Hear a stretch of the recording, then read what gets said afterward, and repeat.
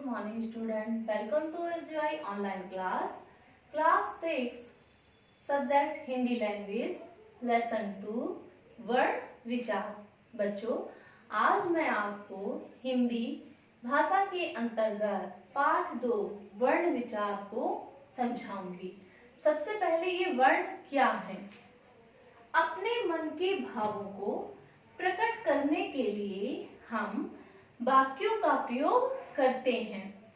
वाक्यों का निर्माण शब्दों से होता है तथा शब्दों का निर्माण वर्णों से होता है। जैसे दिव्या ने पुस्तक पढ़ी।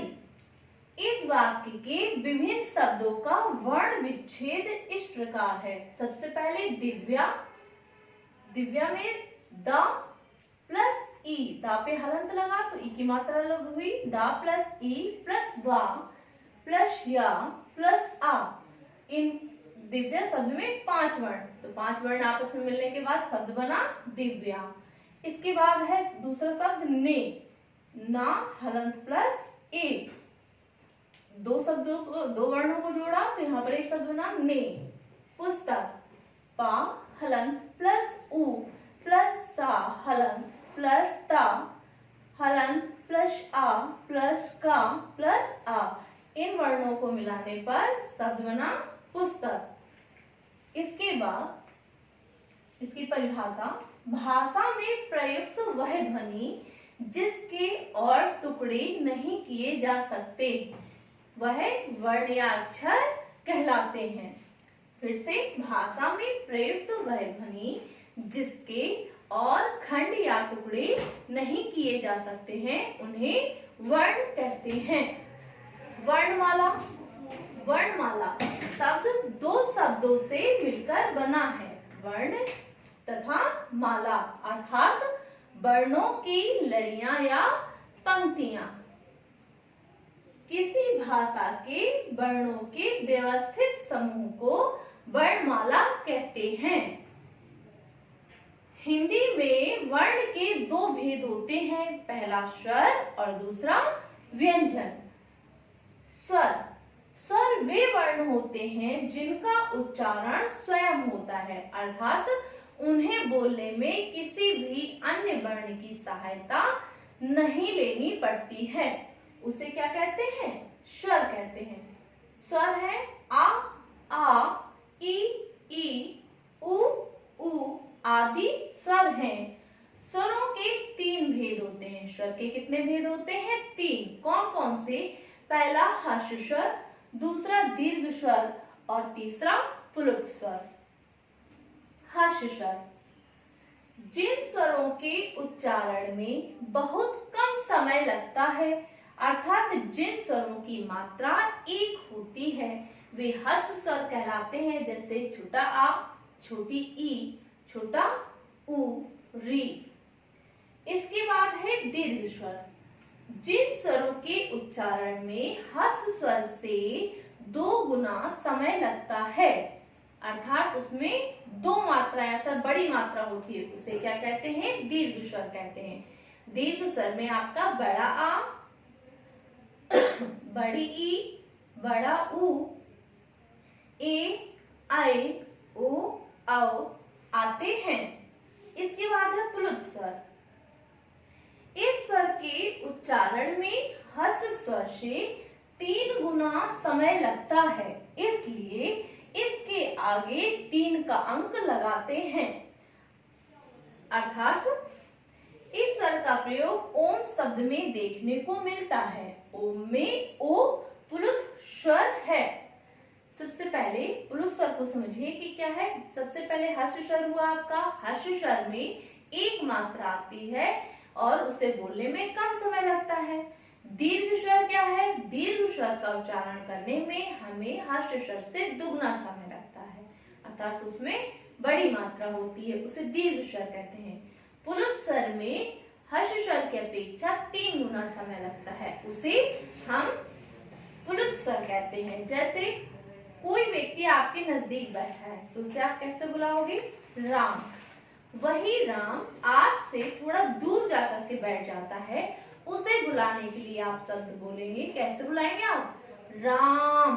अर्थात रा उमा के मध्य में जो आपकी ध्वनि निकली वह क्या है? पुरुष स्वर है। अर्थात उसे बोलने में हमको 3 गुना समय लगा, तो ये है पुरुष स्वर। इसके बाद है अयोगवाह। ये वर्ण ना तो स्वर होते हैं और ना ही व्यंजन। इनका स्वतंत्र रूप में प्रयोग नहीं किया जाता। किसी भी स्वर के बाद ही इनका प्रयोग होता है। इसी कारण से इनको अंग, अंग, आहा लिखते हैं। अनुस्वार। अंग, अनुस्वार का उच्चारण, अनुस्वार का उच्चारण नाक से होता है, जैसे मंगल, बंदर, बंधन आदि। इसके बाद है अनुनासिक अर्थात चंद्र बिंदु। अनुनासिक का उच्चारण नाक और मुंह से होता है, जैसे हंसना, आंख आदि। विसर्ग। आहा। विसर्ग का प्रयोग उच्चारण के समय व्यंजन के साथ ह की ध्वनि देता है। प्रयोग के समय इसका स्वरूप विसर्ग अर्थात 2 बिंदु में के रूप में होता है, जैसे अतः, दुख आदि। हलन। स्वर रहित व्यंजन का प्रयोग करने पर उसके नीचे एक तिरछी रेखा, जो ये हलन के रूप में है, तिरछी रेखा लगा दी जाती है। यह रेखा हल कहलाती है। हल युक्त व्यंजन का शब्द हलंत कहलाता है, जैसे चिन्ह। बच्चों, इसे मैं पुनः दोहराऊंगी कि अपने मन के भावों को प्रकट करने के लिए हम वाक्यों का प्रयोग करते हैं और वाक्यों का निर्माण शब्दों से होता है तथा शब्दों का निर्माण वर्णों से होता है। जैसे दिव्या ने पुस्तक पढ़ी, तो दिव्या ने पुस्तक पढ़ी, ये जो शब्द है इनका वर्ण विच्छेद किस प्रकार से है? इस वाक्य में विभिन्न शब्दों का वर्ण विच्छेद इस प्रकार से है। Divya, the plus E plus वा प्लस या प्लस आ। जैसा कि मैंने अभी बताया था आपको कि दा में हलंत लगने से जो उसकी मात्रा है, जो उसमें से स्वर निकल रहा है, उसको अलग कर देते हैं वर्ण विच्छेद में। तो दा प्लस ई प्लस वा प्लस या प्लस आ, तो इन 5 वर्ण को मिलाने से शब्द बना दिव्या। ने, ना प्लस ए, ना पे ए की मात्रा, तो शब्द बना आपका ने। पुस्तक, पा प्लस उ प्लस शा प्लस ता प्लस आ प्लस का प्लस आ। अर्थात कितने वर्ण हुए? 1 2 3 4 5 6 7 वर्णों को मिलाने से बना आपका शब्द पुस्तक। लेकिन सा शब्द इसमें आधा है, तो इसमें सा में हलंत लगाने से शब्द आपका आधा होगा, उसमें आ की ध्वनि नहीं है। पढ़ी, पा प्लस शा प्लस ड़ा प्लस ई, शब्द बना आपका पढ़ी। इसके बाद इसकी परिभाषा वर्ण की, भाषा में प्रयुक्त वह ध्वनि जिसके और अधिक खंड नहीं किए जा सकते या उनके और टुकड़े नहीं किए जा सकते, ऐसे वर्ण क्या कहलाते हैं? ऐसे शब्द वर्ण या अक्षर कहलाते हैं। वर्णमाला, किसी शब्द 2 शब्दों से मिलकर बनता है। वर्णमाला 2 शब्दों से मिलकर बना है, वर्ण तथा माला, अर्थात वर्णों की लड़ियां। किसी भाषा के वर्णों के व्यवस्थित समूह को वर्णमाला कहते हैं। हिंदी में वर्ण के 2 भेद होते हैं, स्वर और दूसरा व्यंजन। स्वर, स्वर वे वर्ण होते हैं जिनका उच्चारण स्वयं होता है, अर्थात जिनको बोलने के में किसी अन्य वर्ण की सहायता ना ली जाए, तो ऐसे स्वर क्या कहलाते हैं? ऐसे वर्ण स्वर कहलाते हैं। जैसे आ, ई, उ आदि स्वर हैं। स्वर के 3 भेद होते हैं, हर्ष स्वर, दीर्घ स्वर और प्लुत स्वर। हर्ष स्वर, जिन स्वरों के उच्चारण में बहुत कम समय लगता है, अर्थात जिनकी एक मात्रा होती है वे हर्ष स्वर कहलाते हैं, जैसे आ, छोटा आ, छोटी ई, छोटा उ और रे।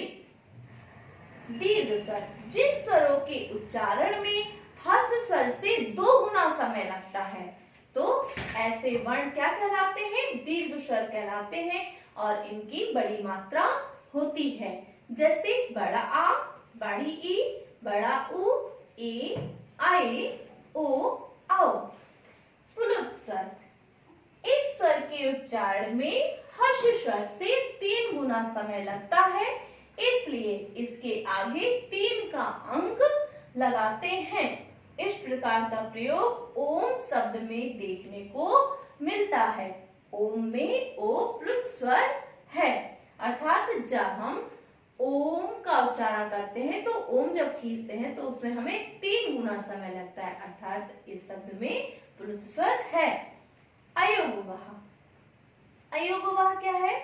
ये वर्ण ना तो स्वर होते हैं और ना ही व्यंजन, इनका स्वतंत्र रूप में प्रयोग नहीं होता है तथा किसी स्वर के बाद ही इनका प्रयोग होता है। इसी कारण इनको अंग, आहा, अंग लिखते हैं। अनुस्वार, अनुस्वार अंग की बिंदी। अनुस्वार का उच्चारण नाक से होता है, जैसे मंगल, बंदर, बंधन आदि। अनुनासिक, चंद्र बिंदु। अनुनासिक का उच्चारण नाक और मुंह से होता है, जैसे हंसना, आंख आदि। इसके बाद है विसर्ग। विसर्ग का चिन्ह है 2 बिंदु आहा। विसर्ग का प्रयोग उच्चारण के समय व्यंजन के साथ ह की ध्वनि देता है। प्रयोग के समय इसका स्वरूप 2 बिंदु के रूप में होता है, जैसे आतः, दुख आदि।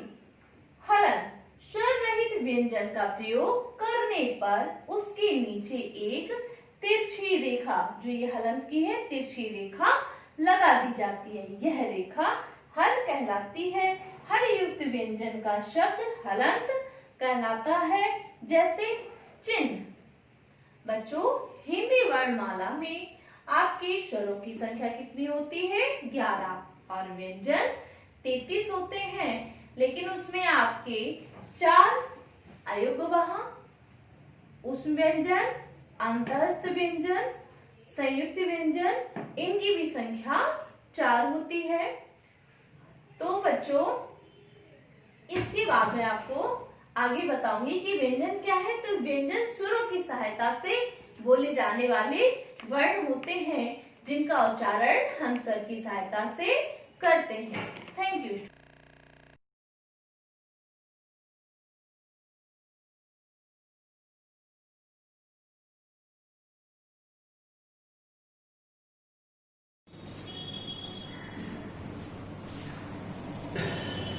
Hello students, welcome to Shivaji Group of Institutions Online Classes. I am A.K. Dwivedi and today I am going to explain in English Literature second chapter, that is Cherry Tree. So students, be ready, open your book, chapter number 2 and try to understand it seriously. Try to understand meanings of difficult words also, okay, and note them in your book by pencil. Let us start it. Cherry Tree. The title of the chapter is Cherry Tree, okay. Rakesh lived with his grandfather. Students, Rakesh एक बालक था, small boy, lived with his grandfather, जो अपने grandfather के साथ रहता था। Okay, Rakesh who was a little boy lived his grandfather. He had a little cottage, you know cottage means hut, झोपड़ी। ओके, उसके पास एक छोटी सी, little means very small, cottage कुटिया थी, झोपड़ी थी, आउटसाइड द टाउन, कस्बे के बाहर, out skirt of the town.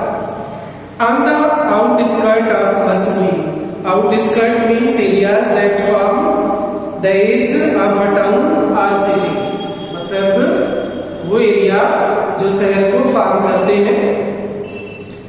तो राकेश अपने ग्रैंडफादर के साथ रहता था, जो एक छोटा सा बालक था। उसके पास एक छोटी सी कुटिया थी, झोपड़ी थी। ये झोपड़ी कस्बे के बाहर की तरफ स्थित थी। इस कस्बे के मसूरी, यानी मसूरी कस्बे के बाहर क्षेत्र में स्थित थी, बाहरी सीमा में थी। Just where the forest began, यानी उसकी कुटिया ठीक उस जगह पर थी जहां से जंगल शुरुआत होते थे, जहां से जंगलों का प्रारंभ होता था। Okay, here in the Himalayan foothills, यहीं पर in the Himalayan foothills, that means in the areas of Himalayas. Foothills means a low mountain at the bottom of range, तलहटी में, हिमालय की तलहटी में। There were not many fruit trees, वहां पर बहुत सारे फ्रूट ट्रीज नहीं थे। Okay student, once again I will explain this paragraph. What do you understand in this paragraph? Rakesh lived with his grandfather in the outskirts of Mussoorie city with his grandfather in a small cottage. Okay, and out of the city there were some dense forests. And there were not many fruit trees in that area of the Himalayas. Okay. Now second paragraph, Rakesh was on his way home from school.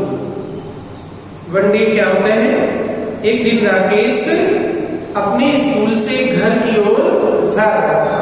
That means one day when Rakesh was going to his home from school, when he bought the cherries, and on the way he bought or purchased some cherries. उसने कुछ cherries, that means they are fruits, cherries purchase किए।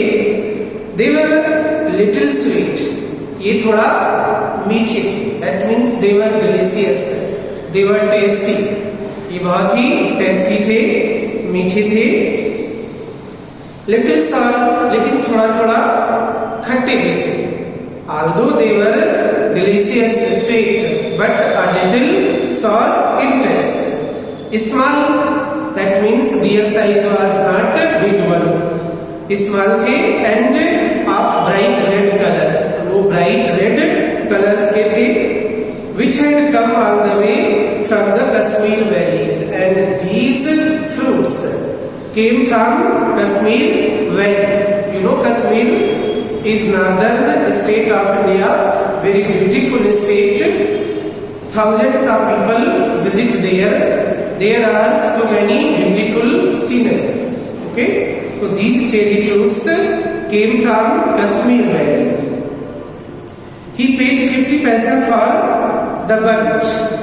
राकेश ने क्या किया, उसने एक bunch group of grapes fruits, उसने एक ग्रुप मतलब एक गुच्छा खरीद लिया, चेरी फ्रूट्स का एक बंच खरीद लिया और उसने कितना पे किया, 50 पैसा। Rakesh purchased a bunch of cherry fruits and gave 50 पैसे for it. It took him about half an hour. Students, उसको लगभग हाफ एन आवर, आधे घंटे का टाइम लगा टू वॉक होम, घर पहुंचने में, from school. That means Rakesh took about half an hour to reach home from his school. And by the time he reached the cottage, और जैसे ही वो अपनी झोपड़ी में पहुंचा, कॉटेज में पहुंचा, तो there were only 3 cherries left. तो तब तब तक उसके पास सारे चेरीज खत्म हो चुके थे। Only he had 3 cherries left with him. Okay, while he was going to home from his school, he purchased a bunch of cherry fruits and began to eat slowly and slowly, one by one. And as soon as he reached home, there were not so many cherry fruits with him, only 3 fruits left with him. Okay, you understand? Have a cherry, grandfather, he said, as soon as he saw grandfather in the garden. Rakesh ने जैसे ही अपने grandfather को garden में देखा, उसने अपने दादाजी से कहा, हैव अ चेरी, दादाजी ये चेरी लीजिए, आप भी एक चेरी ले लीजिए। Okay, as soon as Rakesh entered his cottage, seeing his grandfather, he offered 1 cherry to him. Okay, grandfather took 1 cherry and Rakesh promptly ate other 2. Grandfather ने क्या किया? took 1 cherry, एक चेरी ले ली। Okay, and Rakesh promptly means quickly, sharply, एक cherry दादाजी ने ले ली और दूसरी जो 2 चेरीज बची थी, Rakesh promptly ate quickly. That means he had eaten the other 2 remaining cherries himself. One was given to his grandfather and other 2 cherries were eaten by himself. Okay, he kept the last seed in his mouth. उसने जो seed बचे, fruits को खाने के बाद seeds निकलते हैं, जो सीड्स बचे तो क्या किया उसने? आखिरी जो सीड था kept in his mouth for some time, थोड़ी देर तक मुंह में उसको लिकिंग करता रहा, चाटता रहा, rolling it round and round on his tongue. That means he kept on licking the juice, plump of that fruit into his mouth and rolled his tongue over it again and again till there was no pulp left in it. And all the tang had gone. Tang, you know, strong sharp taste. जब उसमें कोई pulp नहीं बचा, कोई test नहीं बचा, तब तक वो उसको चाटता रहा। Then he placed the seed on the palm, and when there was nothing left in the seed, then he kept it on his palm. उसको हथेली पर रखा and studied it, और इसको स्टडी करने लगा। That means he observed it very closely. He tried to understand about this seed. Okay. Now, are cherry seeds lucky? Asked Rakesh. Rakesh ने अपने ग्रैंडफादर से क्वेश्चन किया। Rakesh put up a question to his grandfather if the cherry were juicy, if they were fortunate enough. Here lucky means fortunate. If the cherry seeds were fortunate enough to be grown into the soil. Of course, दादाजी से पूछा क्या हम इन seeds को soil में बो सकते हैं, उगा सकते हैं? Of course, definitely. His grandfather replied, definitely. Those cherry seeds could be grown in the soil. Nothing is lucky if you put it away. दादाजी ने उत्तर दिया, nothing is lucky. Nobody is lucky. Nothing मतलब कोई भी चीज fortunate नहीं हो सकती है। If you put it away, throw away. If something is left out, then it is not useful. It may not be useful till it is thrown into the soil. If you want luck, that means if Rakesh, his grandfather advised him, if he wanted to get the cherry plant, then he should sow that cherry fruit into the soil. You must put it some use, मतलब इसका कुछ उपयोग करना चाहिए। That means he must sow it into the soil. What can I do with seed? मैं seed का क्या कर सकता हूँ? जब दादाजी ने कहा कि इसका कुछ ना कुछ उपयोग करो, then Rakesh question him what should be done with the seed? Okay, plant it. His grandfather advised him that he should plant this seed into the soil. Okay, student, you have to prepare this chapter from beginning to plant it. You have to note down all the difficult words, meanings on yourself and learn them. And try to read again and again. If you understand the whole chapter thoroughly, definitely there is no need to learn the questions answers. Answers of the questions by heart. मतलब आपको answers रखने की requirement नहीं होती है। If you try to understand the whole chapter well, then definitely you can write the answers of any question. Okay, so I think you must have understood this chapter well. It is very interesting. Now today's class is over. Next day I will explain from where it is left today. Okay, thank you.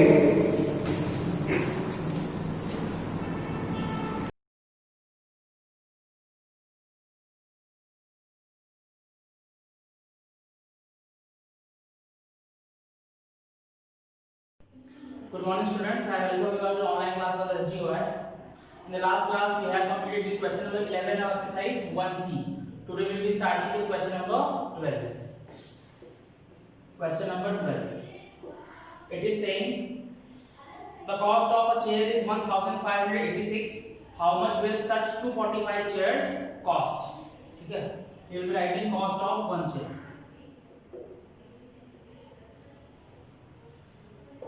Cost of one chair has been given, that is equal to 1586. 1586. ठीक है, now cost of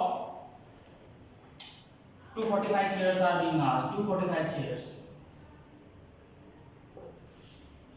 एक chair का cost आपको दिया है 1586, 245 chairs को find करना है, तो क्या करना पड़ेगा? मल्टीप्लाई करेंगे। ठीक है, तो it will be 1586 multiply by 245. 5 6 is 30, 0 carry 3, 5 8 is 40 and 3 43, carry 4, 5 5 is 25, 25 plus 4 29, carry 2, 5 is 5 plus 2 7 into 4 into 6 24, carry 2, 8 4 is 32, 32 plus 2 34, carry 3, 5 4 is 20 plus 3 23, carry 2, and then 4 1 4 plus 3 7. They multiplied with 2. 6 2 is 12, 2 carry 1. 8 2 is 16 plus 1 17, carry 1. 5 2 is 10 plus 1 11, carry 1. 2 1 is 2 plus 1 3. So it will give us 0, 4 plus 3 7. Now 13, 13 plus 2 15, 5 carry 1. 7 plus 3 10, 10 plus 7 17 और carry 18, 8 carry 1, 6 plus 1 7 plus 1 8 and 3. ठीक है, तो answer will be 3,88,570. ठीक है, this is the solution for question number 12.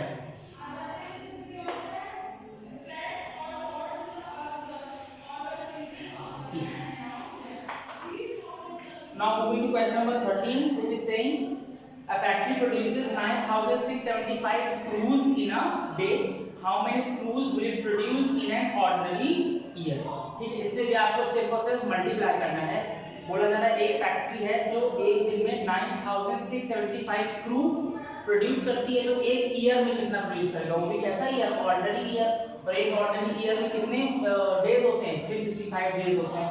तो क्या करना होगा? आपको 365 से मल्टीप्लाई करना होगा। ठीक है, moving to question number 14. It is saying an aeroplane covers 1685 kilometer per hour, how much distance will it cover in 58 hours? ये भी वैसे क्वेश्चन, एक एरोप्लेन है तो आप लिखोगे distance covered by the aeroplane in 1 hour that is equal to 1685 kilometre, then distance covered by it in 58 hours, तो क्या करना होगा, इसमें भी मल्टीप्लाई करना है, ठीक है। फिर वही 50 में भी यही करना है। एक स्कूटर का कॉस्ट गिवन है 46,850 rupees, how much will 234 such scooters cost, क्या करना होगा, इसमें भी मल्टीप्लाई करना होगा with 234, ठीक है। Now moving to question number 16, ये रहा कर लेते हो। Question number 16 is saying how much money was collected from 1625 students.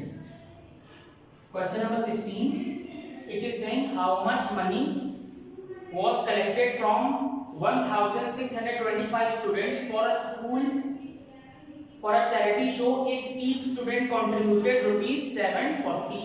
Total बच्चे कितने हैं 1625 और हर एक बच्चा कंट्रीब्यूशन दे रहा है 740 रुपीस का, तो टोटल कंट्रीब्यूशन कितना होगा, तो आप यहां लिखोगे total number of students, total number of students that is equal to 1625 students, ठीक है। Money collected by each student, क्या है, तो money contributed by each student, ठीक है। और हर एक स्टूडेंट कितना रुपया दे रहा है 740 रुपीस, ठीक है 740। नेक्स्ट स्टेटमेंट क्या होना चाहिए, total money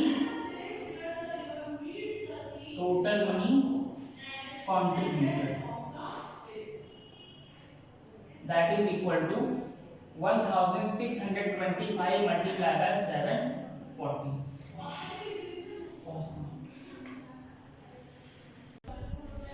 So this 1625 and 740 को मल्टीप्लाई करना है, this can be done by yourself, आप मल्टीप्लाई करके इसका आंसर कैलकुलेट कर सकते हैं, ठीक है।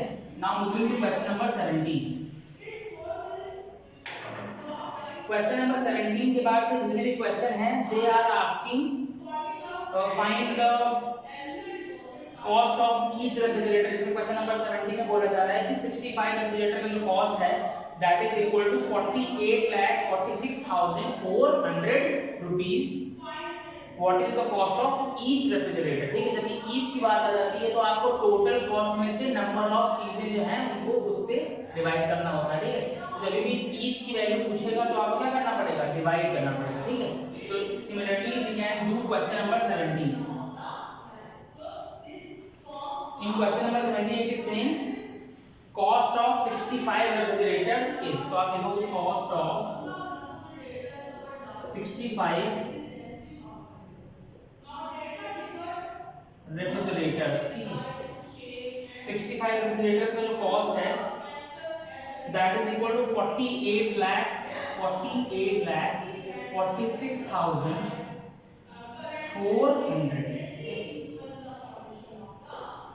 तो आपको बताना है कि एक फ्रिज का कॉस्ट कितना होगा, तो कॉस्ट ऑफ ईच रेफ्रिजरेटर, ठीक है। तो क्या करेंगे, डिवाइड करना होगा, तो क्या लिखोगे आप 48,46,400 डिवाइड बाय 65, ठीक है।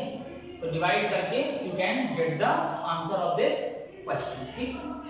Moving further to question number 18। Question number 18 में भी सिमिलरली चीज लिखी है, लिखा है find the cost, sorry if the cost of 35 flats is 1,24,94,300, ठीक है। Then find the cost of each flat, ठीक है। तो 35 फ्लैट्स का आपको कॉस्ट दिया हुआ है और इसमें बोला जा रहा है कि find the cost of each flat, तो इसमें भी आपको डिवाइड करना है, ठीक है।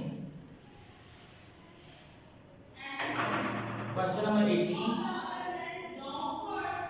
cost of 35 flats is equal to 1,24,94,300, ठीक है। Now cost of each flat तो डिवाइड करना होगा, ठीक है। 1,24,94,300 एंड दैट इज 35, ठीक। तो डिवाइड करते हैं इसको, थोड़ा बड़ा वैल्यू है, फ्रॉम डिवाइडिंग फॉर यू। 35 का टेबल तो आपको आता नहीं, ठीक है, तो आप अप्रोक्सीमेट कर सकते हो कि 35 इस 124 को कितनी बार में डिवाइड कर सकता है। उसको चेक करने के लिए आप 35 बनजा और 2 से निकालेंगे, मल्टीप्लाई करने का सहारा ले सकते हो, ठीक है। तो 35 बनजा 35, 2 जा 70 और अगर 4 जा करोगे तो आप कितना आ जाएगा 140 आ जाएगा, जो कि 124 से ज्यादा है। इसका मतलब कितनी बार टेबल पढ़ना पड़ेगा, 3 टाइम्स पढ़ना पड़ेगा, ठीक है। तो 35 3 जा 100, ठीक। सब्ट्रैक्ट करेंगे तो व्हाट यू विल गेट 19, ठीक। उसके बाद नेक्स्ट वैल्यू को आप कैरी करो, यहाँ पे कितना आ गया 9, ठीक। अब 35 का टेबल ऐसे पढ़ना है कि 199 से ज्यादा ना हो। मैंने पहले भी बताया 35 4 जा कितना होता है 140 होता है, तो कितना 35 5 जा वैल्यू हो जाएगी, तो 35 5 का कितना हो जाएगा 175, ठीक है। 35 5 जा विल बी 175, ठीक। सब्ट्रैक्ट करोगे 9 में से 5 4 आ जाएगा, यहाँ पे 9 में से 7 2 आ जाएगा 24, ठीक। उसके बाद नेक्स्ट कैरी करो 4। अब आपको फिर से जाना है कि 35 का टेबल ऐसे पढ़ना है कि 244 से ज्यादा ना हो। तो आप जानते हो 35 2 जा 70, 4 जा 140 और 6 जा कितना 210, है ना। तो 6 जा आ जाएगा कितना 210। सब्ट्रैक्ट करोगे तो यहाँ से 4 आएगा और यहाँ से 3 आएगा, ठीक है। दैट इज 34, ठीक। फिर आगे से आप क्या करो 8 3 और कैरी करोगे तो यहाँ पे कितना आ जाएगा 3 आ जाएगा, ठीक। अब आपको देखना है कि 35 का टेबल ऐसे पढ़ना है कि यहाँ पे 343 के ज्यादा ना हो, तो यहाँ बगल में कर लेते हैं 343। तो आप जानते हो कि 35 10 जा कितना होगा 350 होगा, और ये जो वैल्यू है वो 350 से थोड़ा सा कम है, तो कितने टाइम्स टेबल जाएगा 9 टाइम्स जाएगा, है ना। तो 35 9 जा और 35 9 जा कितना होगा 315 होगा, ठीक है। 35 9 जा विल बी 315। सब्ट्रैक्ट करोगे छोटी वैल्यू है 13 हो जाएगा, इधर कैरी लेकर के 13 में से 5 सब्ट्रैक्ट करोगे कितना आएगा 8 आएगा। यहाँ बचा कितना 3 में से 1 सब्ट्रैक्ट करोगे तो 2 आएगा। रिमाइंडर कितना बचा 28। अब क्या करना होगा ये 0 फिर से कॉपी करोगे यहाँ पे, ठीक है। तो ये यहाँ से 0 आ गया, इट इज 280, ठीक है।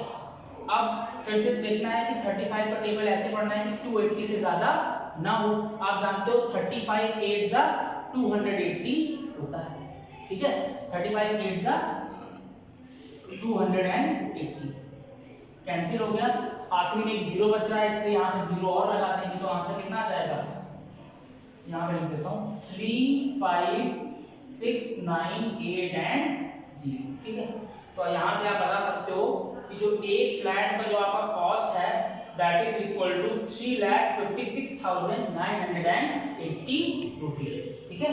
तो थोड़ा डिवीजन लेंदी था इसलिए मैंने आपको बता दिया। सिमिलरिटी अगर कभी डिवीजन ऐसा आएगा तो आप ऐसे ही फॉलो करके उसको सॉल्व करेंगे, ठीक।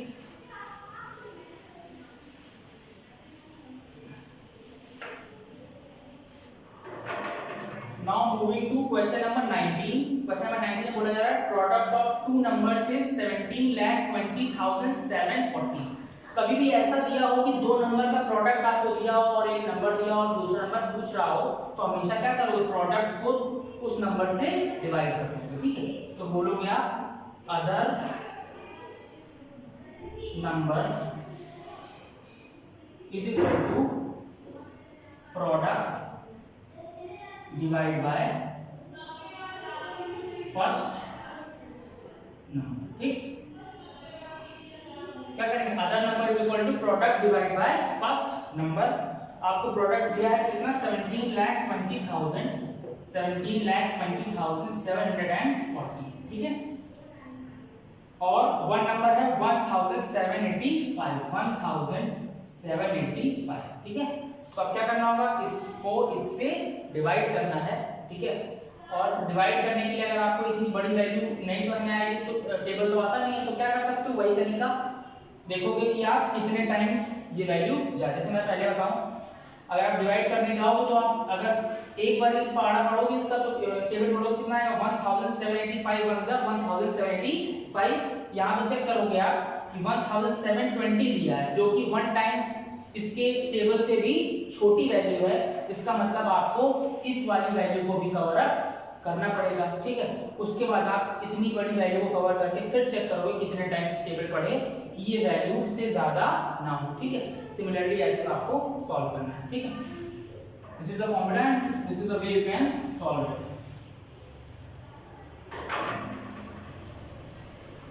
Now moving to question number 20, it is saying a car covers 4320 kilometer in 45 hours. At what speed per hour does the car move? Question number 20 को भी ऐसे ही करना है। It is being said कि ये कार है वो 45 hours में 4320 किलोमीटर ट्रेवल करती है। Distance covered in 45 hours। 45 hours में कितना डिस्टेंस है, 4320। तो बताना है distance covered in 1 hour, distance covered in 1 hour बताना है। तो क्या करना पड़ेगा, डिवाइड 4320 डिवाइड बाय 45, डिवाइड करके आंसर मिल जाएगा, ठीक है। ऐसे ही क्वेश्चन नंबर 21 में भी आपको डिवाइड करना है और क्वेश्चन नंबर 22 में भी आपको डिवाइड करना है, लेकिन थोड़ा सा अलग है, इसलिए क्वेश्चन नंबर 22 आपको सॉल्व करके बता देता हूं, ठीक है। लास्ट क्वेश्चन है, क्वेश्चन नंबर 22 में बोला जा रहा है कि एक मैन है वो 36 किलोमीटर ट्रेवल करता है 1 आवर में, ठीक है। तो लिखोगे आप distance travelled in 1 hour is equal to 36 kilometre, ठीक है। आपको लेकिन बोला जा रहा है कि उसकी स्पीड बताइए मीटर्स पर सेकंड में, ठीक है। Find the speed in meters per second, speed in meters per second. यहाँ पे लिखा है distance travelled in 1 hour is equal to 36 kilometre. तो I would like to tell you that कि 1 आवर में चली गई डिस्टेंस को ही स्पीड कहते हैं, ठीक है। तो यहाँ से आप बोल सकते हो कि स्पीड ऑफ द ट्रेवलर या speed of the man is equal to 36 kilometre per hour. लेकिन आंसर हमको किसमें चाहिए, मीटर्स पर सेकंड में चाहिए। तो आप क्या लिखोगे, 36 किलोमीटर पर आवर, ठीक है। 36 किलोमीटर पर आवर मतलब डिवाइड बाय आर, लेकिन आंसर चाहिए मीटर्स पर सेकंड में। इसका मतलब है कि इस किलोमीटर को चेंज करना पड़ेगा मीटर में और इस आर को चेंज करना पड़ेगा सेकंड्स में, ठीक है। तो आप जानते हो कि 1 kilometre is equal to 1000 metre and 1 hour is equal to 3600 seconds होते हैं, ठीक है। तो इस आर के बदले आप क्या लिख सकते हो, 3600 सेकंड्स, तो इट विल बी 36। इस किलोमीटर के बदले क्या लिखोगे, 1000, तो यहाँ आएगा 1000 अपॉन इस आर के बदले लिख सकते हो आप 3600 seconds, so will be writing 3600 seconds, ठीक है। तो यहाँ पे आ जाएगा मीटर्स अपॉन सेकंड, ठीक। अब 0 0 एलिमिनेट होगा, 0 से 0 एलिमिनेट होगा, 36 से 36 एलिमिनेट होगा, तो आंसर कितना मिल गया आपको, 10 मीटर्स पर सेकंड, ठीक है। 10 मीटर्स पर सेकंड जो है वो इसका आंसर हो जाएगा, ठीक है। आई डोंट थिंक इससे और कोई प्रॉब्लम है आपको, ठीक है। So this is the completion of exercise 1C। Next class में लोग एक्सरसाइज 1D को स्टार्ट करेंगे। Thank you.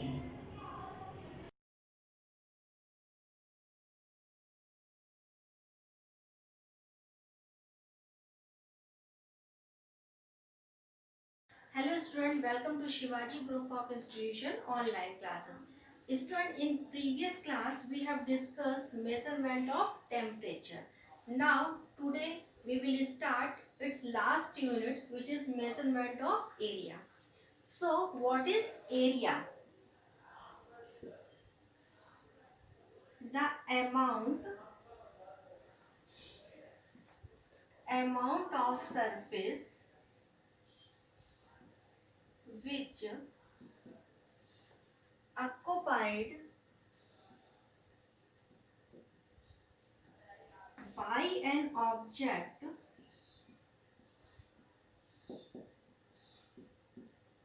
is called its area. The amount of surface which occupied by an object is called its area.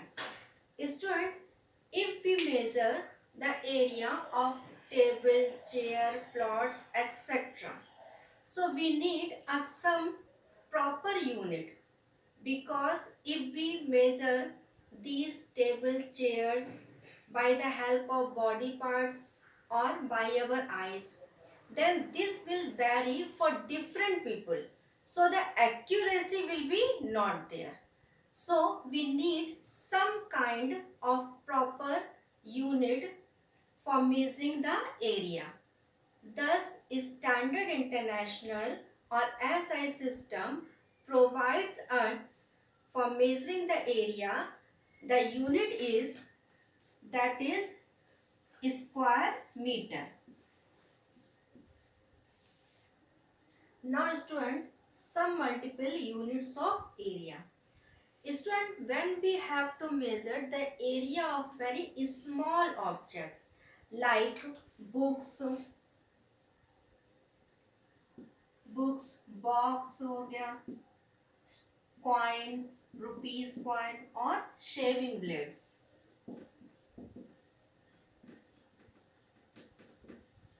etc. So we need some smaller unit, and these units are known as some multiple units of area, and these units are centimeter square, millimeter square and decimeter square. Now student, multiple units of area. Student, when we have to measure bigger areas such as area of town,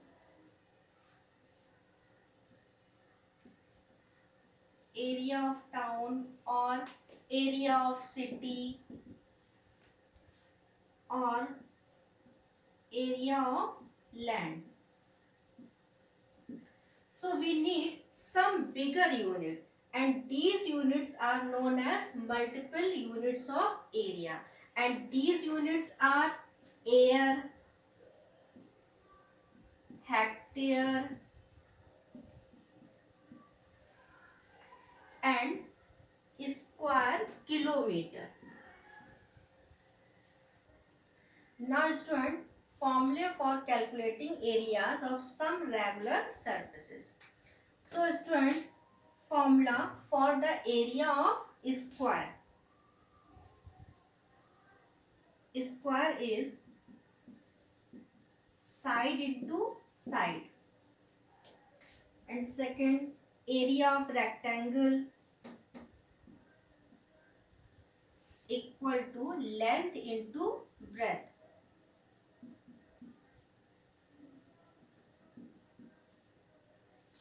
And area of triangle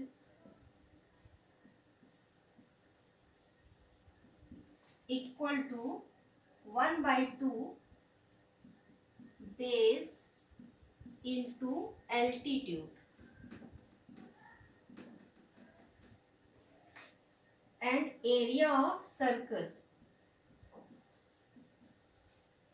equal to pi r square.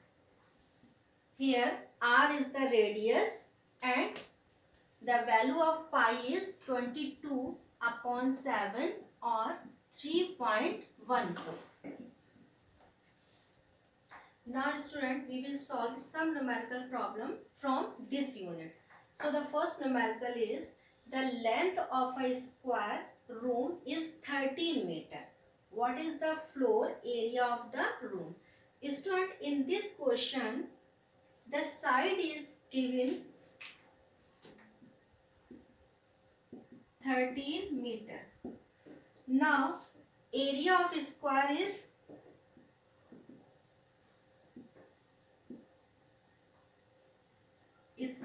side into side.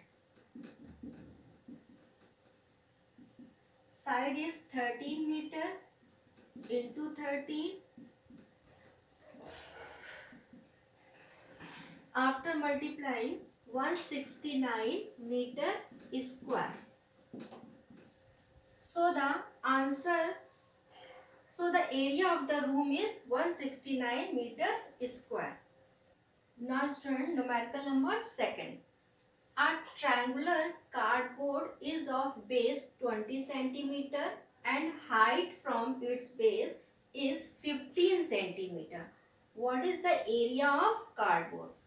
Student, in this question, length and height is given. Length is base is 20 centimeter and height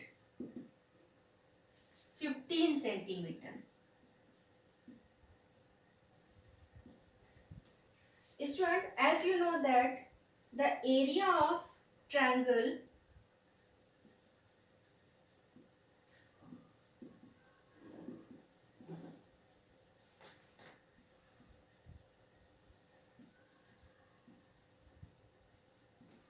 equal to 1 by 2 into base into height.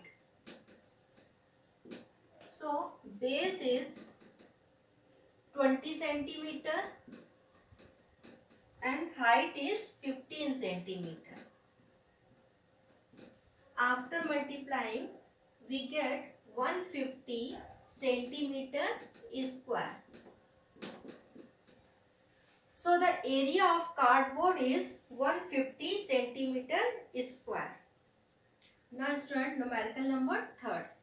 The length of a school compound is 450 meter and breadth is 145 meter. Find the area of compound in meter square and in hectares. Student, in this question, length and breadth are given. So length is 450 meter and breadth is 145 meter. So the area of compound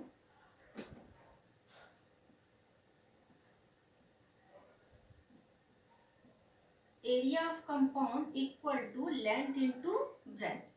Length is 450 meter and breadth is 155 meter. So after multiplying,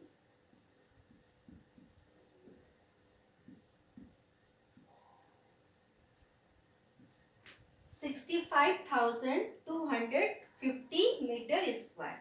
Now its area of compound in hectares.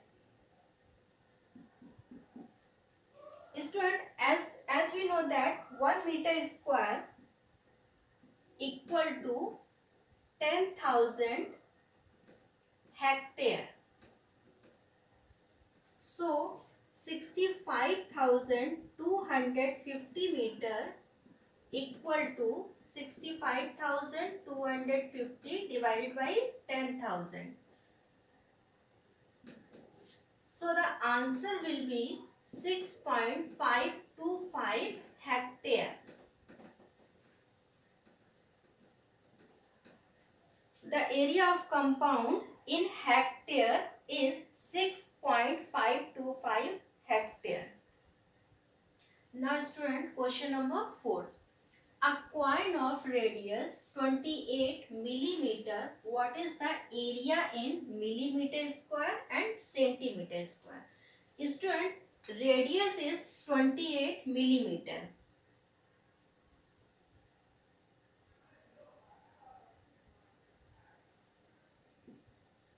Radius is 28 millimeter.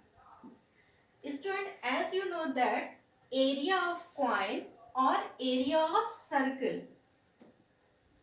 area of coin or area of circle equal to pi r square. Here the value of pi is 22/7 and radius is 28. After multiplying, we get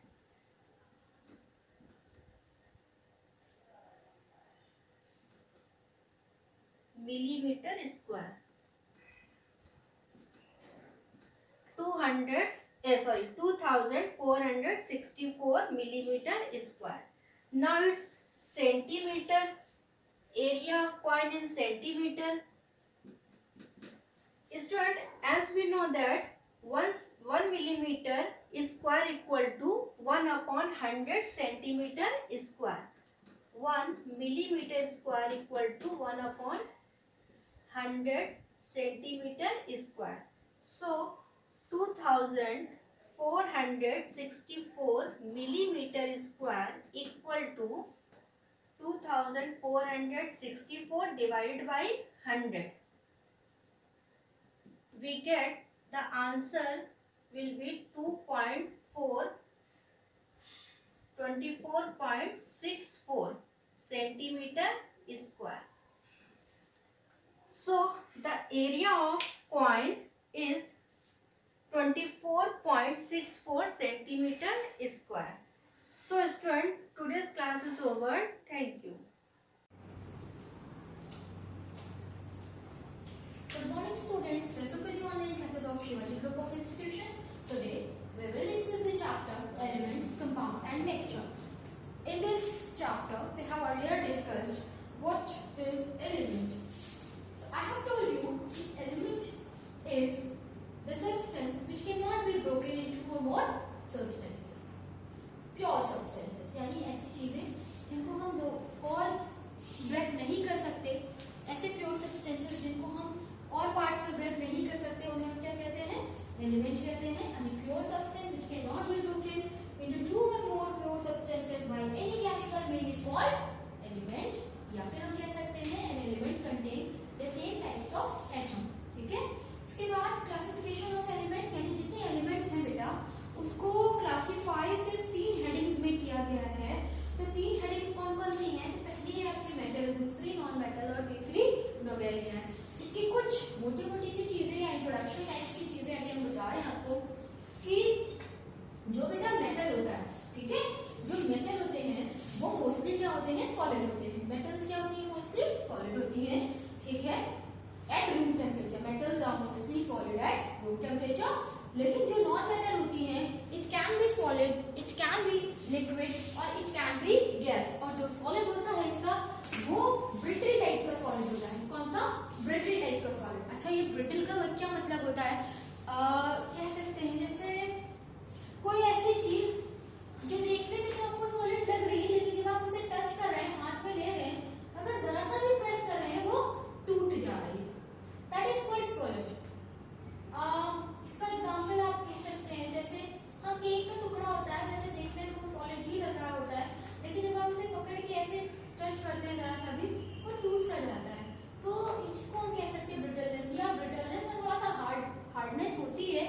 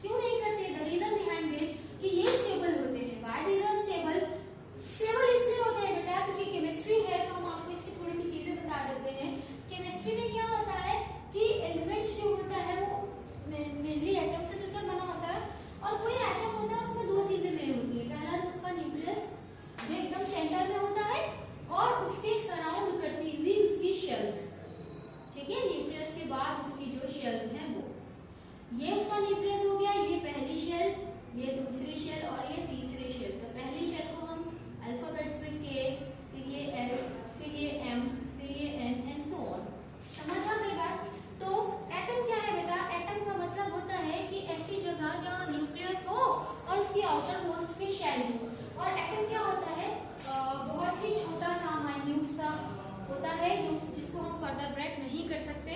और इसी atom के अंदर तीन चीजें रह रही होती हैं। कौन कौन सी? इलेक्ट्रॉन रहता है, प्रोटॉन रहता है और न्यूट्रॉन रहता है। ये तो हो गई कहानी किसकी? एटम्स की। अब हम बात कर रहे थे नोबेल गैसेज या इनर्ट। अच्छा हाँ, जैसे हमने बताया कि मेटल होती है solid at room temperature, non metal होती है लिक्विड, सॉलिड और ब्रिटल और गैस। लेकिन जो नोबेल गैस है, ये अपने नाम में ही कह रहे हैं हम गैस है, तो ये क्या होंगे? सिर्फ और सिर्फ गैस होंगे। ठीक, अब ये रिएक्शन क्यों नहीं करते? The reason behind this is कि इनका जो आउटर मोस्ट शेल होता है, आउटर मोस्ट शेल जैसे ये इनर शेल है, ये इसके बाद वाला इनर है, इसके बाद वाला, ये जो सबसे बाहरी वाला शेल आपको दिख रहा है ये आउटर है। अब मान लीजिए इस वाली एटम में ये वाली ना हो शेल, तो ये वाला सबसे भारी होगा।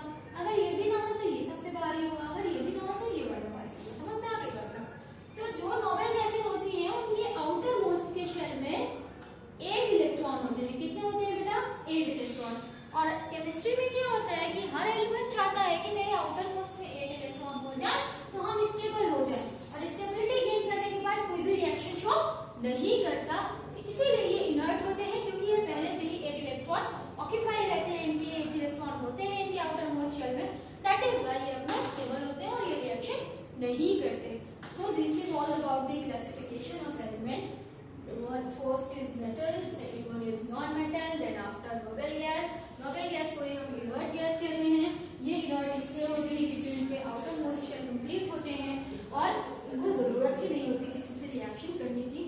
I hope ये वाला टॉपिक आपको क्लियर हो गया होगा। In case if there is any doubt, then talk to me. I will explain it all. आज के लिए बच्चों इतना ही। मिलते हैं अपनी अगली क्लास में। तब तक के लिए good bye, take a good care of yourself.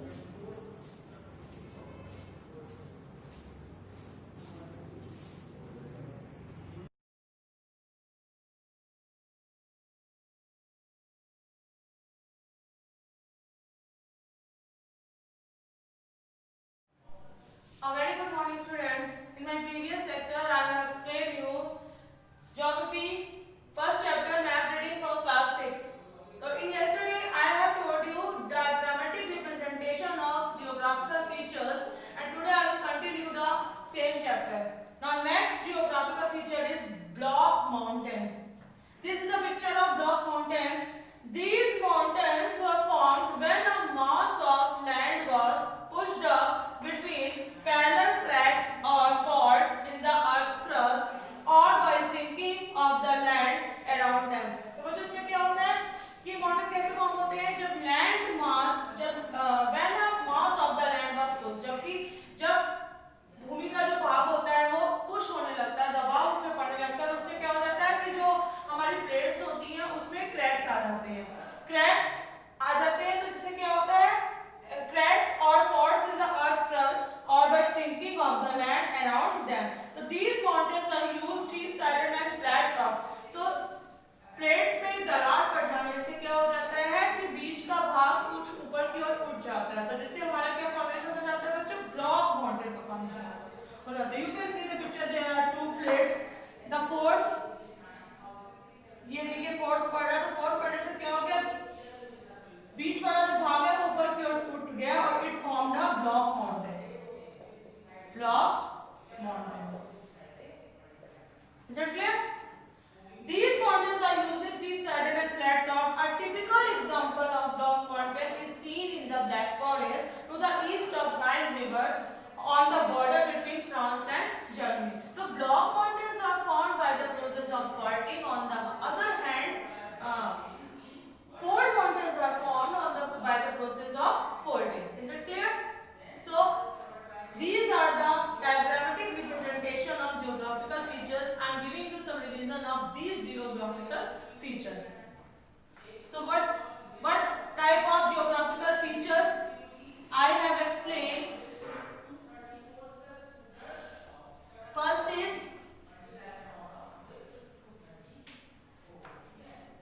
is river,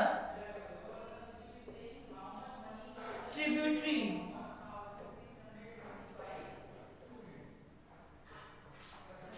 distributary,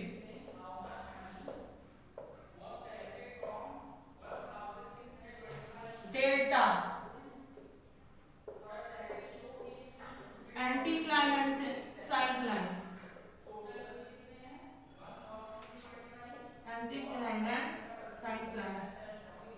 And now next is block mountains. Block mountains. These are the diagrammatic features, geographical features. The first, river. As I already told you, what is river? A river is a stream of water flowing to the higher level to the lower level. तो river क्या होती है बच्चों? Higher level से lower level की ओर flow करती है. The origin of the river is called source of the river. The origin of river is source of river. तो बच्चों जहां से रिवर्स निकलती हैं उसको हम क्या कहते हैं? Source of river.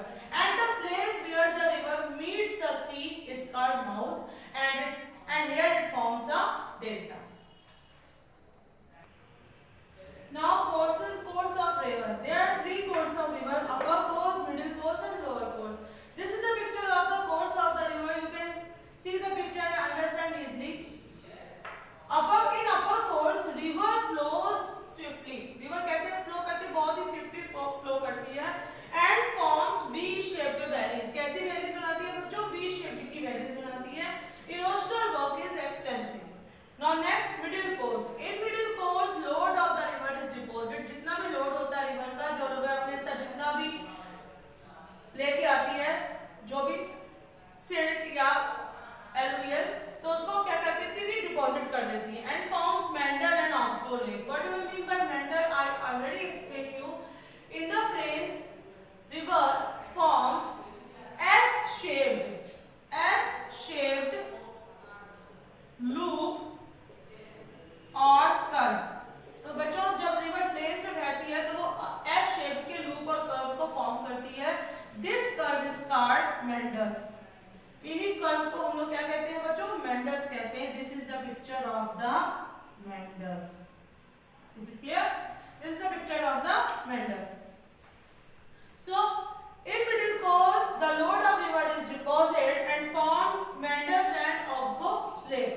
Many tributaries meet main river in the middle course. And the third, lower course. In lower course river divides into many distributaries and deposit fine silt called alluvial. तो बच्चों उसमें क्या होता है कि river अपनी distributaries में divide हो जाती है और बहुत ही फाइन सिल्ट को डिपॉजिट करने लगती है, जिसको कि एलुवियल कहते हैं. And form delta. और इसी कोर्स में डेल्टा फॉर्म होते हैं. Example Sundarban delta. तो these are three course of the river: upper course, middle course and lower course. Now second feature is tributaries. A tributary is a stream of water flowing into larger stream or river or a lake. तो tributary क्या होती है बच्चों? जो अपनी main नदी के साथ, मेन रिवर के साथ ही फ्लो करती है. Tributary does not flow directly to the sea or a ocean. Now next, confluence. So as you all know, what do you mean by confluence? A place where two or three water bodies meet to each other. ऐसी जगह, ऐसा स्थान जहाँ पर दो या दो से ज्यादा नदियाँ मिलती हैं. That is called confluence. जिसे हम हिंदी में बोलते हैं संगम. Now next, distributaries. When sediment block up along the river's main channel, the channel gets blocked. तो जब sediment build up along the river main channel, जब river के main channel में sediment इकट्ठा हो जाता है, तो the channel is blocked. तो channel क्या हो जाता है बच्चों? ब्लॉक हो जाता है. And the river is forced to divide many branches. These branches are called distributaries. तो रिवर्स को फोर्सली डिवाइड होना पड़ता है बहुत सी ब्रांचेस में. उन्हीं ब्रांचेस को हम लोग क्या कहते हैं? डिस्ट्रीब्यूटरीज बोलते हैं. Now next is delta. As the river nears the sea during the end of its journey, its course is blocked by its own deposit called, forming a fan-shaped alluvial deposit called delta. तो जैसे river अपने lower course में पहुंचती है तो river की journey क्या हो जाती है बच्चों? खत्म हो जाती है और उसका कोर्स क्या हो जाता है? ब्लॉक हो जाता है इसके अपने डिपॉजिट से. फाइन सिल्ट, जिसको हम लोग कहते हैं alluvial. It forms a fan shaped delta. तो वो क्या चीज को फॉर्म करता है? फैन शेप्ड डेल्टा को फॉर्म करता है.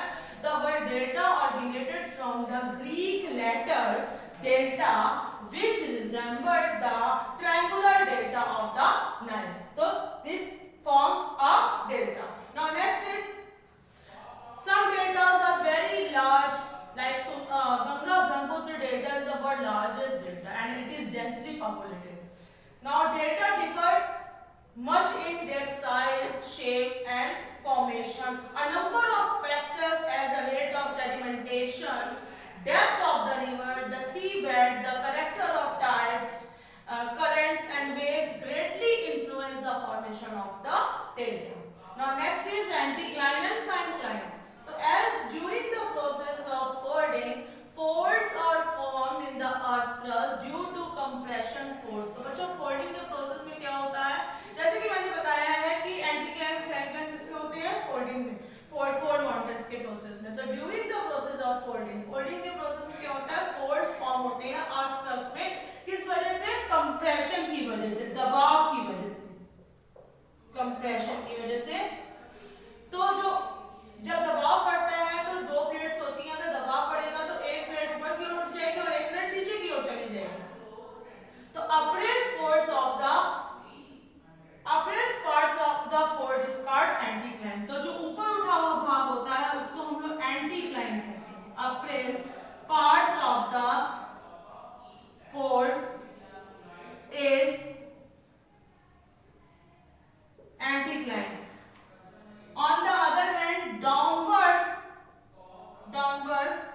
part of the fold is called syncline. Is it clear? Uppressed part of the fold is called anticline. Downward part of the fold is called syncline. Now next, block mountain.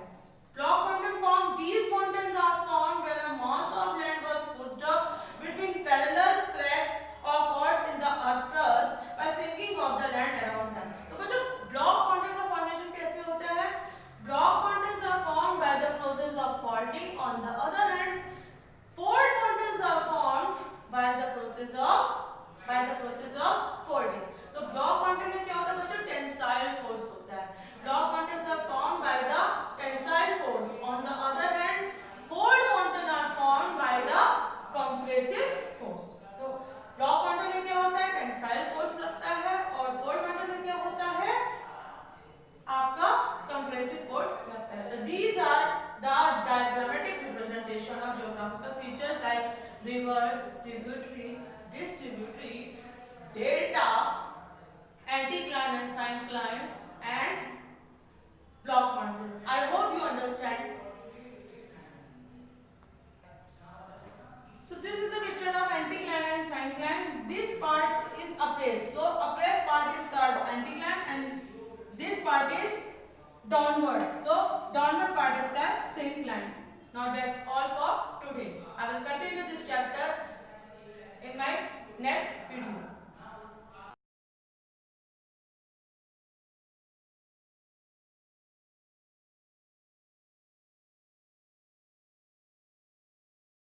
Hello class, welcome to Shivaji Group of Institutions online classes. Students, this is your history class. Yesterday I have taught you chapter first, history and introduction. In previous video I have taught you how many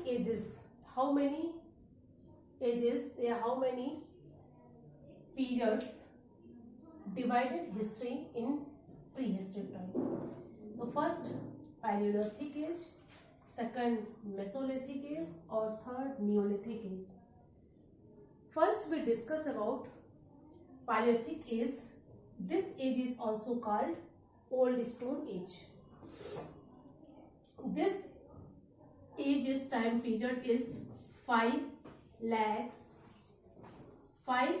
to 10,000 BCE. 10,000 BCE. We know that Paleolithic age is started in 5 lakhs years before to 10,000 BCE, yani before the birth of Christ.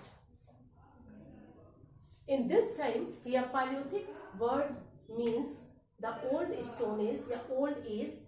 Thus we call it is the old age.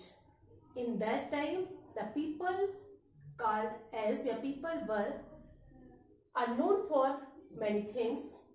They move from place to place. They have no inventions in that time. They hunted the animals and they have no settlements. They lived in the caves. They wore the skin of animals and the skins of trees. In that times, the great inventions in that time as a fire. Now we talk about second Mesolithic age. The Mesolithic age is the duration is very short. Thus we say the Mesolithic duration is very short in that time, but many great inventions and many great discoveries happen in that time. Man started to live in a settled house and they work as a farmers. They domesticate the animals and many others great inventions happen in Mesolithic age. Now students, today I will discuss about Neolithic age. Neolithic age is also called New Stone Age. New Stone Age is the time period is 8000 BCE to 4000 BCE. And 8000 before the birth of Christ.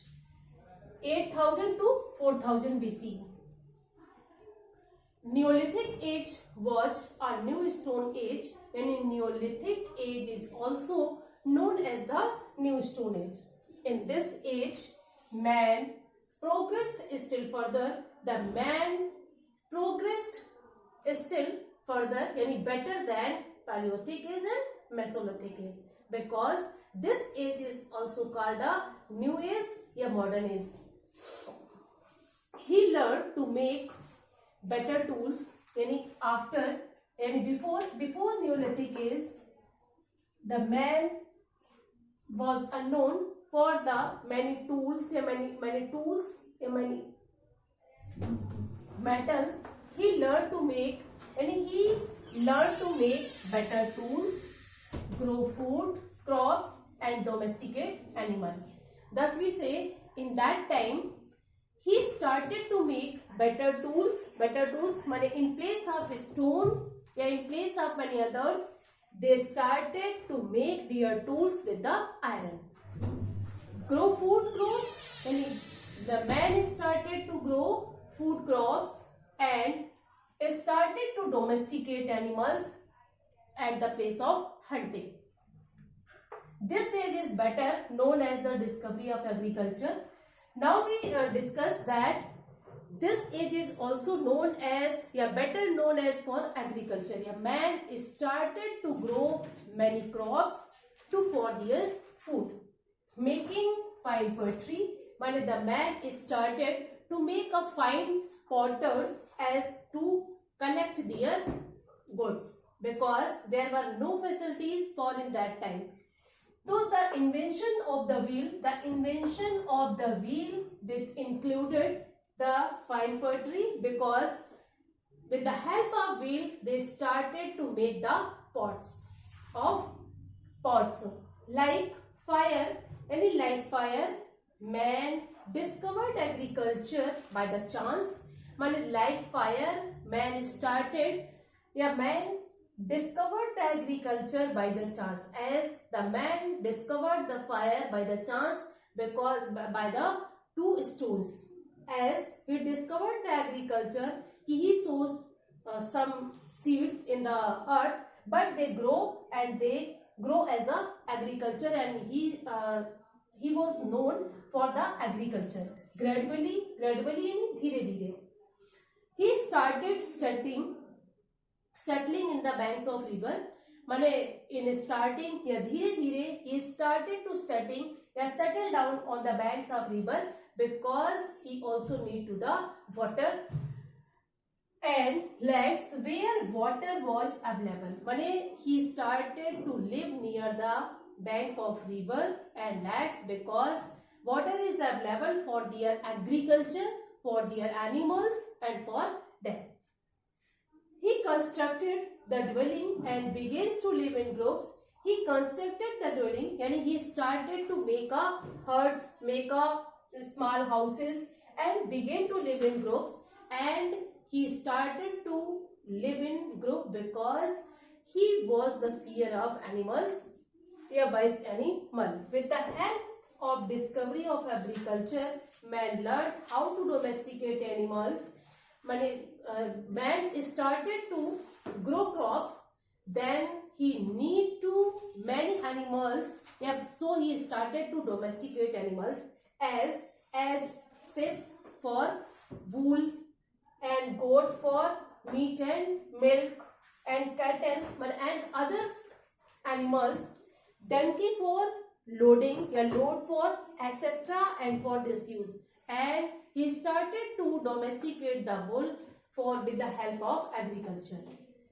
Thus we know he constructed many, discovery of the agriculture is the most discovery of in this age.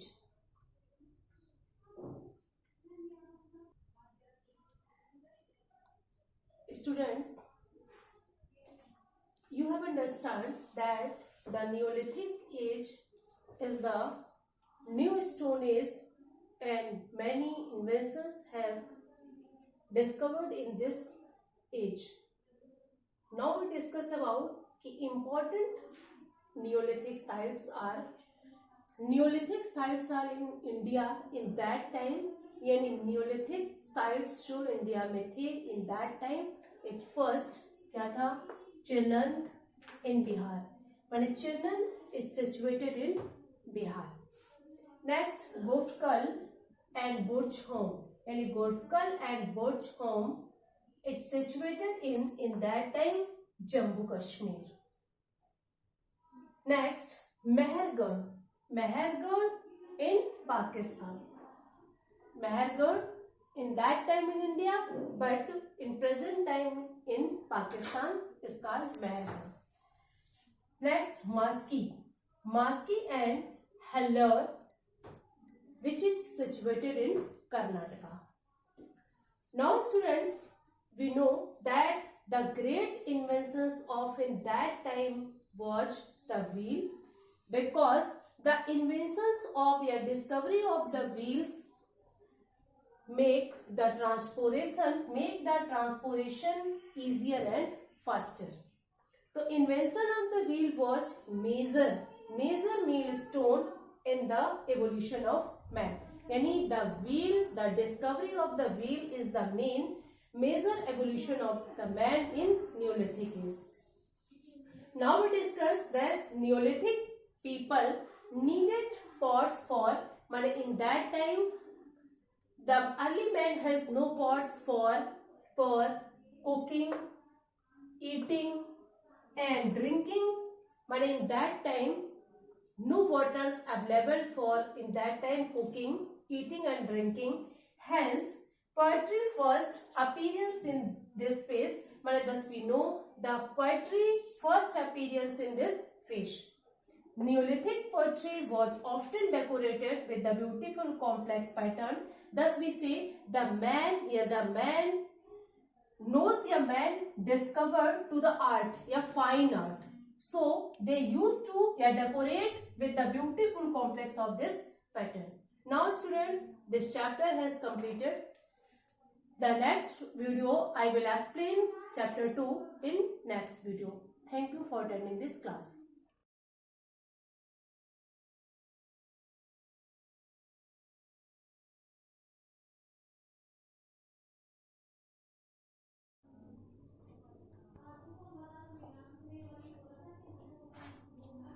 सुस्वागतम।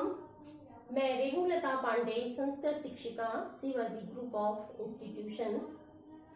बच्चों, आज मैं आपको यानी 6th class English medium के बच्चों को chapter 2 व्याकरण पुनरावृत्ति पार्ट 2 पढ़ाने जा रही हूँ। बच्चों, इसके पहले के वीडियो में बच्चों आपने व्याकरण पुनरावृत्ति पार्ट 1 पढ़ा था और उस चैप्टर में आपने पढ़ा था वर्ण के बारे में कि वर्ण कितने प्रकार के होते हैं। आपको पता होगा कि संस्कृत में वर्ण 3 प्रकार के होते हैं, स्वर, व्यंजन और अयोगवाह। इसके बाद आपने स्वर के भी भेद पढ़े, व्यंजन के भेद पढ़े, ठीक है, और अयोगवाह के बारे में पढ़ा, यानी पूरी तालिका बनी हुई थी, आपने उससे स्वर, व्यंजन और अयोगवाह के बारे में ज्ञान प्राप्त किया। इसके बाद आपने वर्ण विन्यास भी पढ़ा। वर्ण विन्यास यानी कोई भी शब्द जो दिया हुआ है उसमें से स्वर और व्यंजन अलग अलग करके बताना, वर्ण विच्छेद करना, ये भी आपने पढ़ा। तो ये आपका था व्याकरण पुनरावृत्ति पार्ट फर्स्ट जो आपने पढ़ा। इसके बाद चैप्टर 2 में व्याकरण पुनरावृत्ति पार्ट सेकंड आता है। इसमें आप पढ़ेंगे लिंगम यानी लिंग के बारे में, जेंडर, ठीक है। संस्कृत में लिंग कितने प्रकार के होते हैं? संस्कृत में 3 लिंग होते हैं। कौन कौन से? नंबर 1 पुल्लिंग, नंबर 2 स्त्रीलिंग और नंबर 3 नपुंसकलिंग, ठीक है। अब बच्चों पुल्लिंग किसे कहते हैं? ये आप देखें, पुल्लिंग यानी मेल जेंडर, ठीक है। जिससे पुरुष शब्द का बोध होता है वह पुल्लिंग है ना, यानी पुरुष के बारे में जिससे जिन शब्दों से हमें पता चलता है वो पुरुष शब्द का बोध कराता है वो है पुल्लिंग। जैसे फॉर एग्जाम्पल बालाह, सूर्याह, अश्वः। देखिए ये तीनों ही शब्द पुल्लिंग के हैं, यानी पुरुष का बोध। बाला मीन्स बालक, बालक जो है वो पुरुष शब्द का बोधक है। सूर्या भी पुरुष शब्द का बोधक है और अश्वः भी। तो ये किस लिंग में आ गए बच्चों? पुल्लिंग में। ये पहला भेद हुआ लिंग का।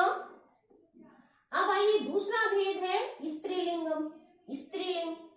जिससे स्त्री शब्द का बोध होता है वह स्त्रीलिंग है। जैसे सरस्वती, छात्रा, घटिका। घटिका मीन्स क्या होता है? घड़ी। सरस्वती देखिए ये फीमेल जेंडर है ना, स्त्री शब्द का बोध करा रहा है। छात्रा शब्द भी स्त्रीलिंग का बोधक है, स्त्री का बोधक है। और घटिका शब्द यानी घड़ी, ये भी फीमेल जेंडर में यानी स्त्रीलिंग में आता है। तो ये जो शब्द दिए हुए फॉर एग्जाम्पल, ये शब्द जो है ये स्त्री शब्द के बोधक है, इसलिए वो स्त्रीलिंग है। क्लियर? अब आइए नेक्स्ट इसका है पॉइंट नपुंसकलिंग, जिससे ना स्त्री और ना पुरुष का बोध होता है। ना तो मतलब स्त्री शब्द का बोध करा रहा है और ना ही पुरुष शब्द का बोध करा रहा है। तो वो किस में आता है बच्चों? नपुंसकलिंग में। अब नपुंसकलिंग में देखिए एग्जाम्पल दिया गया है पुस्तकम, फलम, नेत्रम, ठीक है। देखिए पुस्तक शब्द जो है ना वो स्त्रीलिंग में आता है और ना पुल्लिंग में आता है, इसलिए वो किस में जाएगा? नपुंसकलिंग में। ऐसे ही फल शब्द जो है वो भी ना स्त्री में शब्द का बोधक है ना ही पुल्लिंग का, तो वो किस में जाएगा? नपुंसकलिंग में। नेत्र शब्द भी ना तो वो स्त्री का बोधक है और ना ही पुरुष का, इसलिए वो है नपुंसकलिंग। तो बच्चों आपको पता हो गया होगा कि संस्कृत में लिंग 3 प्रकार के होते हैं, पुल्लिंग, स्त्रीलिंग और नपुंसकलिंग, ठीक है। आपकी बुक में बच्चों फिगर बने हुए हैं, देखिए, और इन फिगर के साथ ही ये शब्द भी लिखे हुए हैं, ठीक है। जैसे देखिए पुल्लिंग में बालाह, सूर्या, अश्वा, फिर स्त्रीलिंग में भी सरस्वती, छात्रा, घटिका, नपुंसकलिंग में पुस्तकम, फलम, नेत्रम, ठीक है। तो बच्चों ये जो मैंने आपको लिखाया है ये आप इसे नोटबुक में भी लिख लेंगे, ठीक है। नोटबुक में आप इसी तरह से इसको लिखेंगे। जो मैंने लिंग के बारे में आपको इतना डिटेल में बताया, ये आपको अपनी नोटबुक में भी ऐसे ही लिखना है, ठीक है। अब आते हैं नेक्स्ट टॉपिक पे, वो है वचनम, यानी संस्कृत में वचन कितने होते हैं।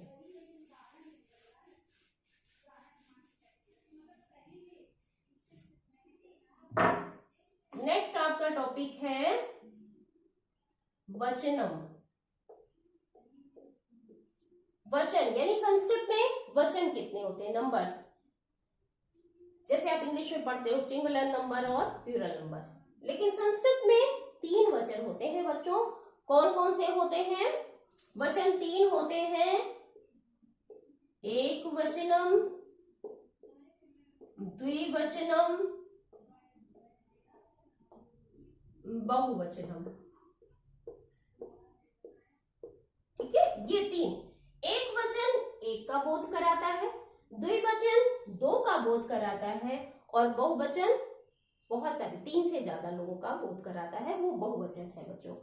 तो देखिए आपकी बुक में इसमें भी फिगर बने हुए हैं, और एक वचन, द्विवचन और बहुवचन के शब्द भी दिए गए हैं। तो ये देखिए, वानरा शब्द जो है एक वचन है, इसका द्विवचन वानरो और वानरा। ठीक है, वानरा, वानरो, वानरा। इसी तरह छात्रा, छात्रो, छात्रा। आपको बच्चों पता है ना कि संस्कृत में हर शब्द का रूप चलता है। ठीक है, तो ये पुल्लिंग के शब्द हैं, और इनके देखिए एक वचन, द्विवचन और बहुवचन में इस तरह से रूप चलेगा। और देखिए इसका एक एग्जाम्पल, वृक्षाः, वृक्षौ, वृक्षा। ठीक है, तो ये शब्द जो है ये पुल्लिंग के हैं बच्चों, पुल्लिंग शब्द। ठीक है, ये पुल्लिंग के शब्द हैं, और पुल्लिंग में भी एक वचन, द्विवचन और बहुवचन है। इसी तरह नेक्स्ट जो है, अब आगे देखिए, लता, ये स्त्रीलिंग है। लता शब्द का रूप डिफरेंट चलेगा, लता, लते, लता। छात्रा, छात्रे, छात्रा। तो बच्चों ये शब्द जो है ये स्त्रीलिंग के शब्द हैं, स्त्रीलिंग शब्द। ये तीनों पुल्लिंग के शब्द थे, और ये दोनों जो है ये स्त्रीलिंग के शब्द हैं बच्चों। स्त्रीलिंग में एक वचन, द्विवचन, बहुवचन। तो ये लता शब्द स्त्रीलिंग का है, इसका रूप तीनों वचनों में ऐसे चलेगा, लता, लते, लता। छात्रा, छात्रे, छात्रा। समझ में? तो संस्कृत में एक वचन, द्विवचन और बहुवचन होते हैं, यानी वचन 3 होते हैं, लिंग 3 होते हैं और वचन भी 3 होते हैं। इसके बाद बच्चों देखिए, आम्रम, आम्रे, आम्राणि। पुस्तकम, पुस्तके, पुस्तकानि।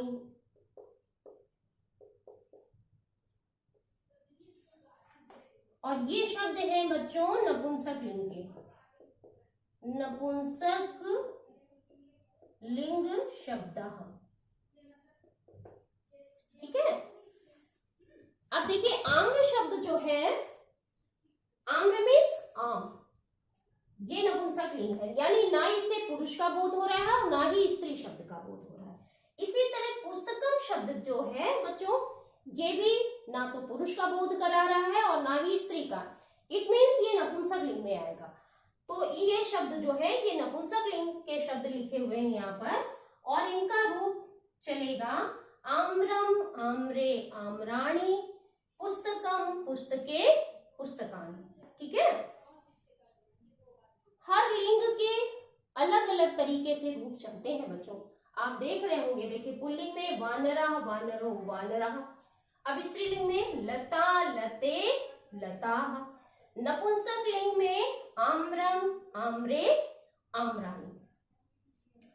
तो बच्चों ये तीनों ही लिंग में और तीनों ही वचनों के अलग अलग रूप हैं।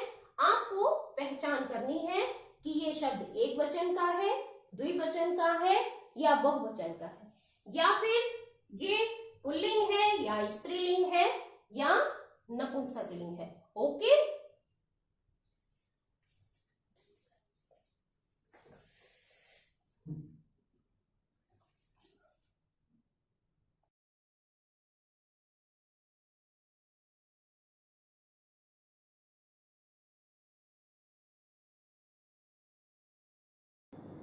Good morning student. This is class 6E, subject is computer and the chapter number 1, categories of computer and computer languages. Student, today's topic is type of computers according to the size, their processing speed and so on. Computer can be classified into 7 groups. First is the microcomputer, second is the mini computer, mainframe, supercomputer, mobile computer, games controller and embedded computer. First 4, mini, micro, mainframe and supercomputer we discuss in next class. Okay, today we discuss what is the embedded computers. First is the embedded computer. What is embedded computers?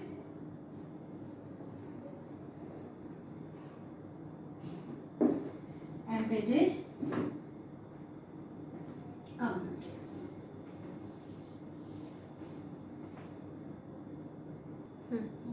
Now the topic is embedded computer. Embedded means hidden. Okay. Embedded computers means hidden computers.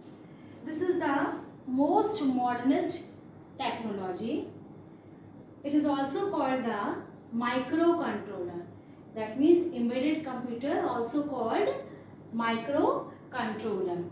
And what is the embedded computer?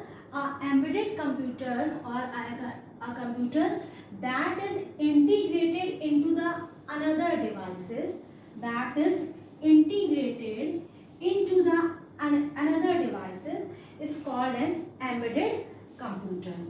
Okay, integrated means, that means ki these are hidden in another devices. These are called embedded computers. It perform a specific purpose for that device. That means in which device these are hidden, it performs a specific function for that device. Okay, just like for example a modern TV set, hidden a embedded computer. Okay, motor vehicles, hidden a embedded computers. Telephones, hidden in a embedded computer. Digital camera, washing machines, etc. Okay, more devices that employ embedded computers are PDAs, printers, DVD players, calculators, MP3 players, etc. Now the next topic is game consoles.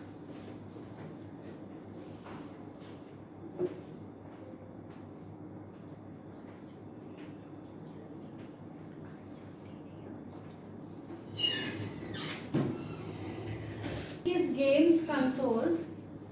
Games console is generally used for playing games on a computer. It is a handheld device with button. Handheld means a device that can hold with hand. Okay.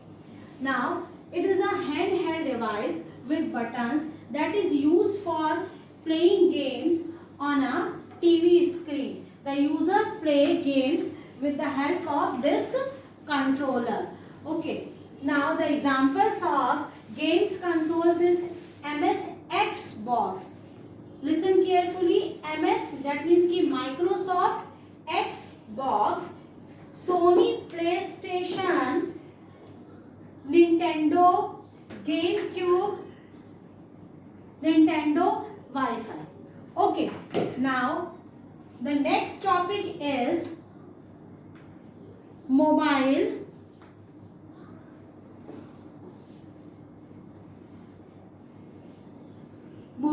computer. The next topic is mobile computer.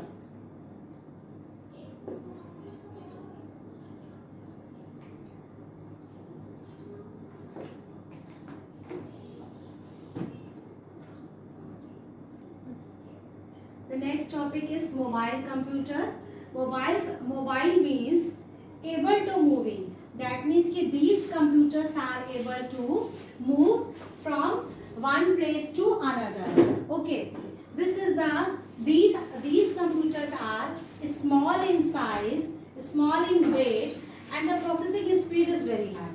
Okay, the examples of the mobile computer is netbook, e-book reader, tablets, smartphone, and PMP. PMP, full form of PMP is portable media player. It is an electronic device that store and play audio, images, video, and so on.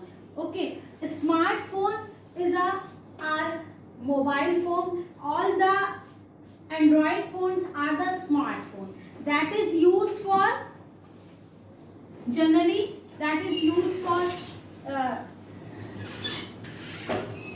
talking some other persons. Okay, we can use for email, listening music. We can use for internet, booking tickets, online shopping, etc. What is the tablets? Tablets are the portable computers that is used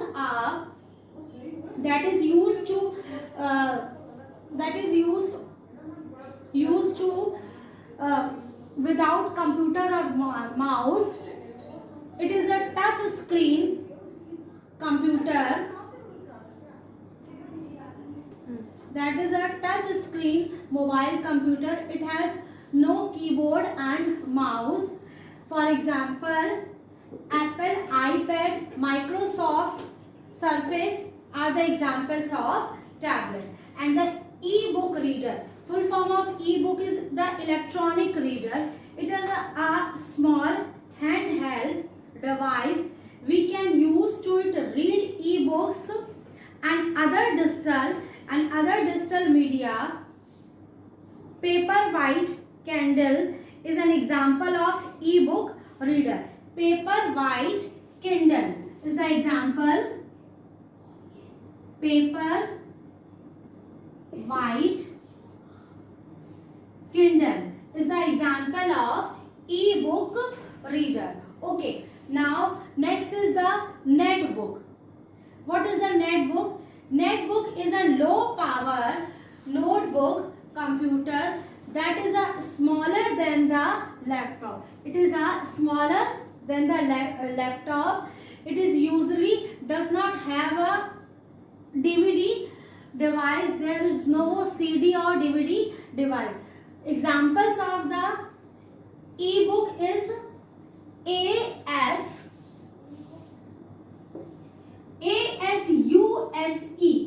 Okay, the example is ASUSE. Okay, this is the example. ASUSE is the example of smartphone. PMPs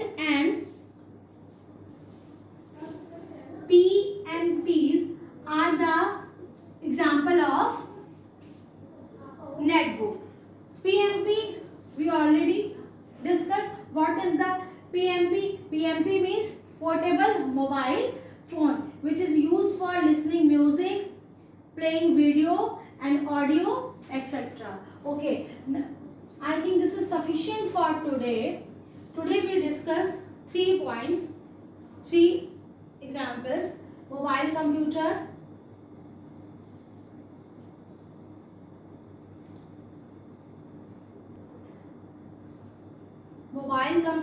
embedded computer, and games console. Thank you. Have a nice day.